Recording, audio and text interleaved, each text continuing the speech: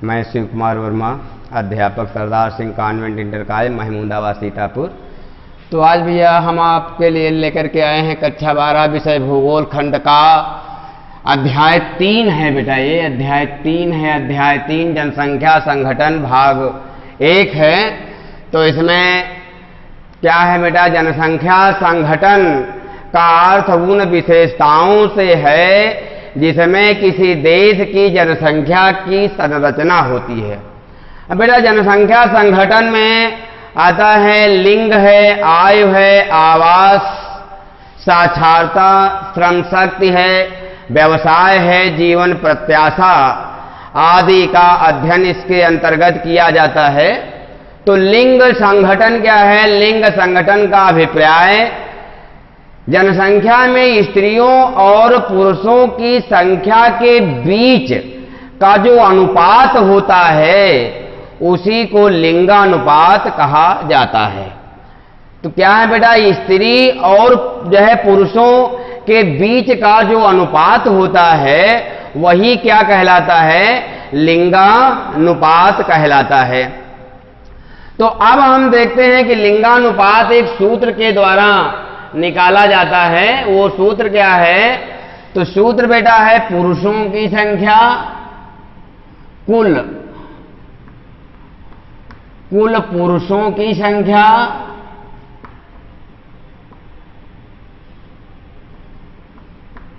कुल पुरुषों की संख्या बटे कुल स्त्रियों की संख्या बटे कुल स्त्रियों की संख्या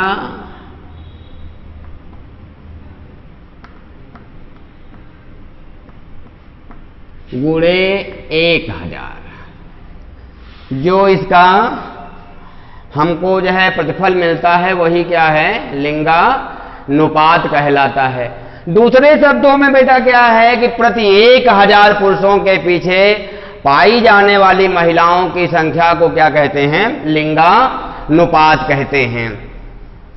तो बेटा लिंगानुपात का महत्व क्या है? पहला बिंदु आता है लिंगानुपात का महत्व। लिंगानुपात का महत्व। तो लिंगानुपात का महत्व बेटा 2-3 बिंदुओं के द्वारा हम जान सकते हैं या जो है समझ सकते हैं, जानकारी कर सकते हैं। लिंगानुपात से किसी देश की स्त्रियों की स्थिति की जानकारी प्राप्त हो जाती है। दूसरा बिंदु है बेटा लिंगानुपात पुरुषों तथा स्त्रियों के बीच जो है संतुलन दर्शाने का कार्य जो है करता है। तीसरा बिंदु बेटा क्या है? लिंगानुपात अर्थव्यवस्था का सूचक होता है। अब लिंगानुपात को प्रभावित करने वाले कारक बेटा देख लें। लिंगानुपात को या लिंग अनुपात कहो चाहे लिंगानुपात कह लो, लिंगानुपात को प्रभावित करने वाले कारक।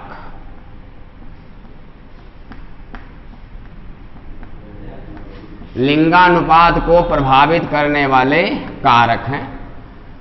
तो बेटा इसमें पहला बिंदु आता है स्त्री पुरुषों के जन्म दर में अंतर। पहला जो बिंदु है वो क्या है? स्त्री पुरुषों के जन्म दर में अंतर।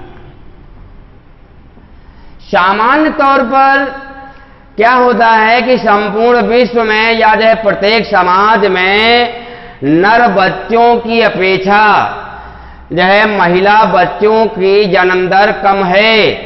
100 मादा जो है शिशुओं पर 100 मादा शिशुओं पर क्या होता है?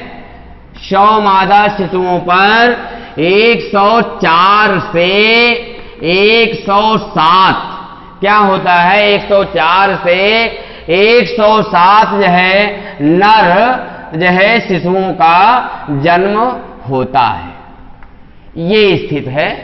तो क्या है बेटा कि यानी जन्म दर में भी अंतर है।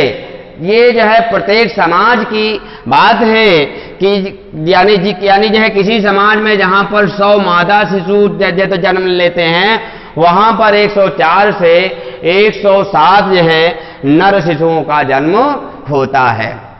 दूसरा बेटा है स्त्री पुरुषों की मृत्यु में अंतर। दूसरा है स्त्री पुरुषों की मृत्यु में अंतर।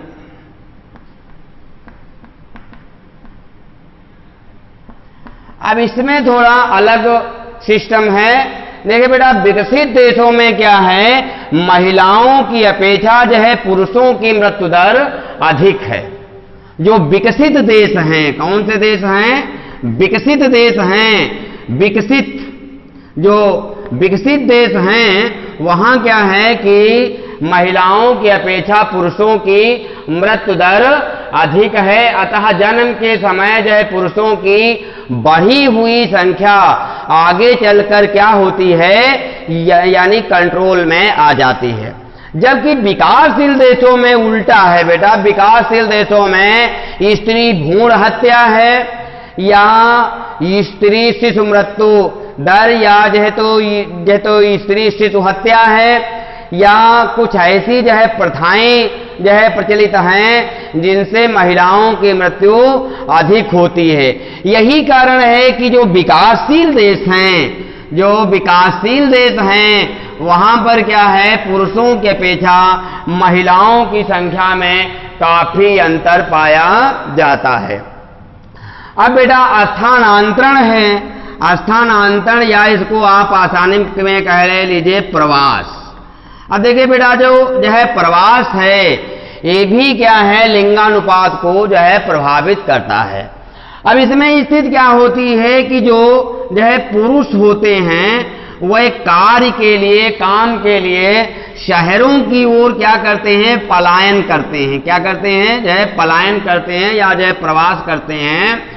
तो ऐसी स्थिति में क्या होती है कि गांवों में महिलाओं की संख्या अधिक हो जाती है। गांवों में महिलाओं की, और शहरों में जो है क्या होता है, शहरों में पुरुषों की संख्या अधिक हो जाती है। तो ये भी लिंगानुपात को जो है प्रभावित करते हैं। अगला बेटा आपका आता है विश्व में लिंगानुपात का प्रारूप है। अगला जो आपका बिंदु है वो है विश्व में लिंगानुपात का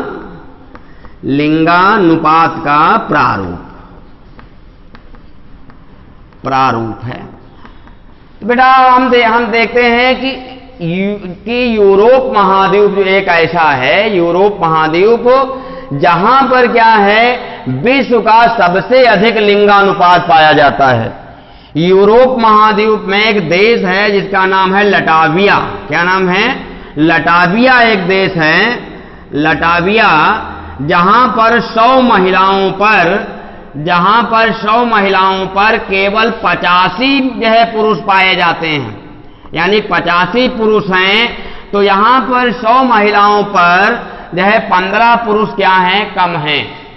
इसके अतिरिक्त बेटा सबसे अधिक जो न्यूनतम लिंगानुपात है वो संयुक्त अरब अमीरात में है। कहां भैया? सबसे यानी निम्नतम लिंगानुपात कहां है? संयुक्त अरब अमीरात में। संयुक्त अरब अमीरात में इसकी राजधानी अबू धाबी है। तो यहां पर क्या है बेटा, 100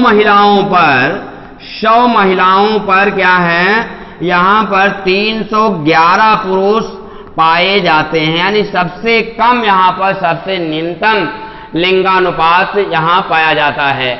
विश्व में बेटा यदि हम संपूर्ण विश्व की जो है गणना करते हैं तो क्या है, 100 महिलाओं पर 102 पुरुष पाए जाते हैं।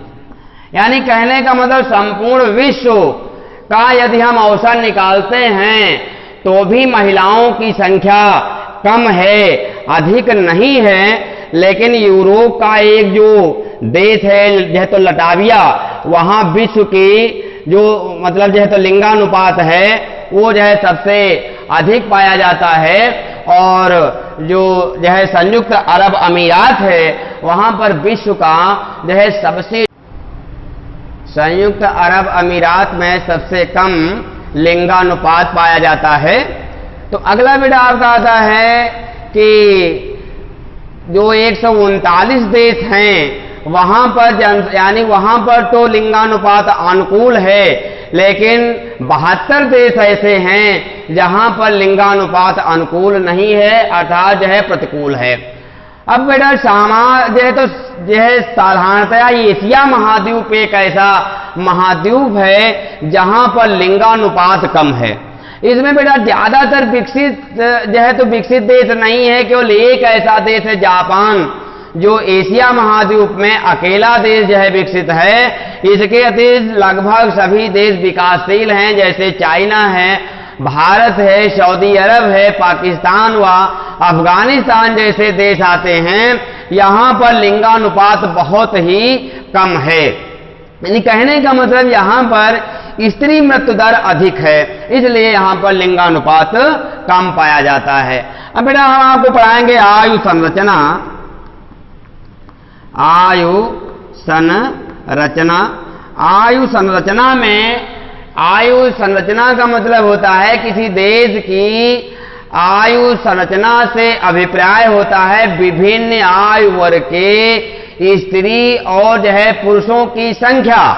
तो इसमें हम 3 भागों में संपूर्ण जनसंख्या को जो है डिवाइड किया है, बांटा है।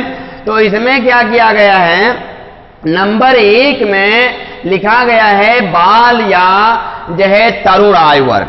इसमें दिया गया है बाल या तरुण आयु वर्ग। बाल या तरुण आयु वर्ग यानी इसमें बच्चे हैं बेटा जो 15 वर्ष से कम आयु के लोग हैं, वह किस जो है आयु वर्ग में रखे गए हैं, बाल या तरुण आयु वर्ग में। तो संपूर्ण विश्व में 27% जो है, संपूर्ण विश्व में 27% इस आयु वर्ग के लोग जो है सम्मिलित किए गए हैं या जो है किए जाते हैं। तो बेटा जो यानी विकसित देश हैं वहां पर क्या है 16% हैं। जो विकसित देश हैं यानी वहां पर जो है जन्म दर कम है विकसित देशों में, तो वहां पर यानी बच्चों की जो है संख्या जो है वो क्या है 16% है।